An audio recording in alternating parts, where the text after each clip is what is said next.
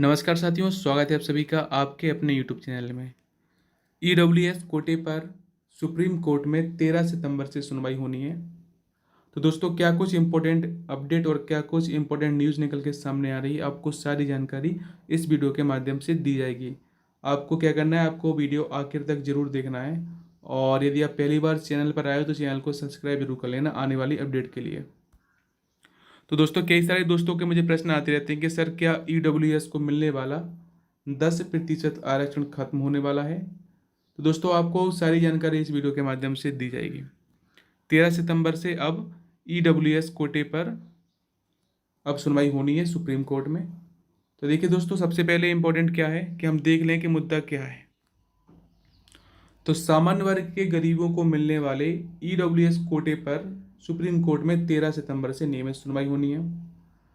Attorney general of India के वेणुगोपाल ने 3 मुद्दे सुझाए हैं कि आप 3 मुद्दों पर इस सुप्रीम कोर्ट में बहस कीजिए और इन्हीं पर संवैधानिक बेंच है जो विचार किया जाएगा। कई याचिकाओं में ईडब्ल्यूएस कोटे की संवैधानिकता को चुनौती दी गई है।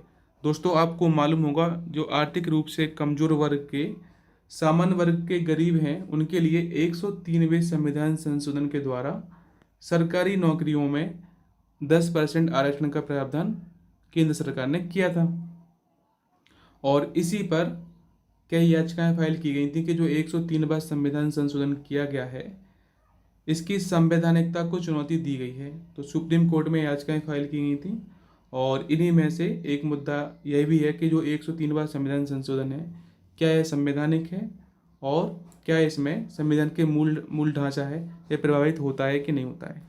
तो दोस्तों, इस पर जो चीफ जस्टिस ऑफ इंडिया यानी कि जो अभी नए मुख्य न्यायाधीश बने हैं सर्वोच्च न्यायालय के, यूयू ललित का कहना है कि सबसे पहले उन 3 मुद्दों पर चर्चा की जाएगी जिनका सुझाव अटॉर्नी जनरल के वेणुगोपाल ने दिया है। तो दोस्तों, 3 मुद्दे क्या क्या हैं, आप बिल्कुल ध्यान से सुनते रहिएगा।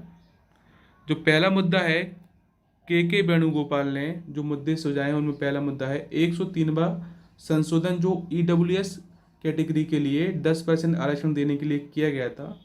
देखिए, इसके लिए है, क्या यह संविधान संशोधन जो किया गया था 103वां, यह संविधान के मूल ढांचे का उल्लंघन तो नहीं करता है? पहला मुद्दा तो यह है, ठीक है। दूसरा क्या है, देखिए, खास तौर पर राज्यों को आरक्षण के लिए विशेष प्रावधान के तहत अनुमति देने पर भी विचार किया जाएगा और इसके अलावा इस पर भी विचार होगा कि क्या इस कानून से राज्य सरकारों को निजी संस्थान में दाखिले के लिए जो ईडब्ल्यूएस कोटा तय करने का अधिकार दिया गया है, वह संविधान के मूलभूत ढांचे के खिलाफ है या नहीं है। यानी कि जो ईडब्ल्यूएस कैटेगरी को 10% आरक्षण दिया गया है केंद्र सरकार के द्वारा 103वें संविधान संशोधन के तहत, इसमें राज्य सरकार को भी एक अधिकार मिलता है या ताकत मिलती है कि यह निजी संस्थानों में दाखिले के लिए 10% ईडब्ल्यूएस कोटा तय कर सकता है। तो इसको भी चुनौती दी गई है कि जो राज्य सरकार को इतनी पावर मिली है, क्या यह संविधान की मूल ढांचे के खिलाफ तो नहीं है। यह मुद्दा भी अटॉर्नी जनरल ऑफ इंडिया के वेणुगोपाल ने सुप्रीम कोर्ट के समक्ष उठाया है। साथ ही साथ इस कोटे से जो अनुसूचित जाति, जनजाति और ओबीसी वर्ग के लोगों को बाहर किया गया है, यानी कि देखिए, जो ईडब्ल्यूएस का कोटा है, इसमें कौन शामिल है? इसमें केवल सामान्य वर्ग के गरीब व्यक्तियों को ही इसमें शामिल किया गया है। तो इसमें यह मुद्दा भी उठाया गया है, जो तीसरा मुद्दा रहेगा, कि जो अनुसूचित जाति, जनजाति और ओबीसी वर्ग के लोगों को बाहर किया जाना संविधान का उल्लंघन तो नहीं है। इस पर भी विचार होने वाला है। तो दोस्तों, 13 सितंबर से नियमित सुनवाई चलने वाली है। तो देखिए, 103वें संविधान संशोधन के द्वारा सरकार को यह अधिकार दिया गया था कि आर्थिक आधार पर उच्च शिक्षण संस्थानों और सरकारी नौकरियों में आर्थिक आधार पर आरक्षण की व्यवस्था की जा सके। यानी कि 103वां संविधान संशोधन सरकार के द्वारा किया गया। इसमें देखिए, एक तो उच्च शिक्षण संस्थानों में 10% आरक्षण का प्रावधान किया गया, साथ ही साथ आर्थिक रूप से कमजोर वर्ग के जो विद्यार्थी हैं या फिर जो व्यक्ति हैं, उनको सरकारी नौकरियों में भी 10% आरक्षण का प्रावधान किया गया था। किन किन 3 मुद्दों पर चर्चा होनी है सुप्रीम कोर्ट में, इसको हमने ऑलरेडी डिस्कस कर लिया है। काफ़ी इंपॉर्टेंट टॉपिक है। देखिए, एक तो एमपी में ओबीसी के खिलाफ जो 64 याचिका फाइल की गई हैं, ओबीसी के जो 27% आरक्षण दिया गया था एमपी में ओबीसी को, वह मुद्दा हाई कोर्ट में चल रहा है। साथ ही साथ अब सुप्रीम कोर्ट में ईडब्ल्यूएस कैटेगरी को दिए गए 10% आरक्षण जो दिया गया है आर्थिक रूप से कमजोर वर्ग के लोगों को, इस पर भी अब 13 सितंबर से नियमित सुनवाई होनी है। और देखिए दोस्तों, जो सुप्रीम कोर्ट के मुख्य न्यायाधीश हैं जस्टिस उदय उमेश ललित यानी कि यूयू ललित, देखिए यह अगुवाई करने वाले हैं जो 5 सदस्यीय बेंच बनाई गई है ईडब्ल्यूएस कोटे पर डिस्कशन के लिए या फिर सुनवाई के लिए। तो काफ़ी इम्पोर्टेंट है। ऐसे में देखने वाली बात होगी कि अदालत की ओर से आर्थिक आधार पर पिछड़े सामान्य वर्ग के लोगों के लिए तय आरक्षण पर क्या टिप्पणी होती है, क्या आदेश आता है।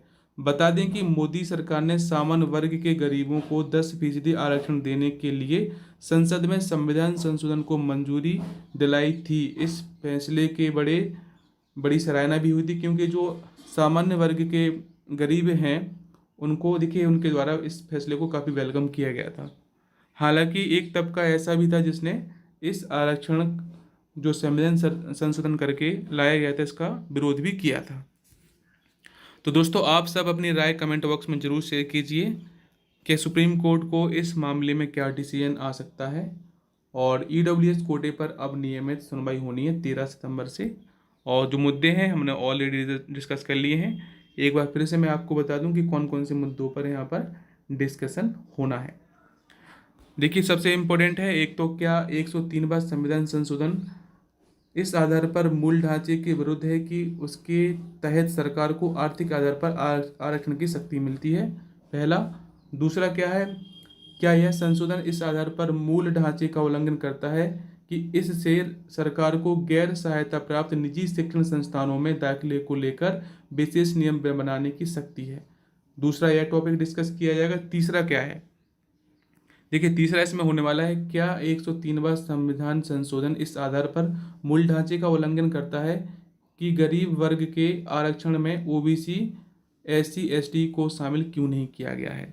बिल्कुल आप देख सकते हो इन मुद्दों पर जो भारत के अटॉर्नी जनरल ऑफ इंडिया है के वेणुगोपाल ने इन 3 जो बड़े मुद्दे हैं इन पर जो सुप्रीम कोर्ट के मुख्य न्यायाधीश हैं उदय उमेश ललित, इनके सामने इन 3 मुद्दों पर डिस्कशन होने वाला है। तो दोस्तों, आगे की अपडेट के लिए आप हमारे चैनल के साथ जुड़े रहिए। सुप्रीम कोर्ट में अब 13 सितंबर से नियमित सुनवाई होनी है। दोस्तों, आप अपनी राय को कमेंट बॉक्स में जरूर शेयर कीजिए। This is the end of this video. Thanks for watching. Like, share and subscribe. जय हिंद, वंदे मातरम।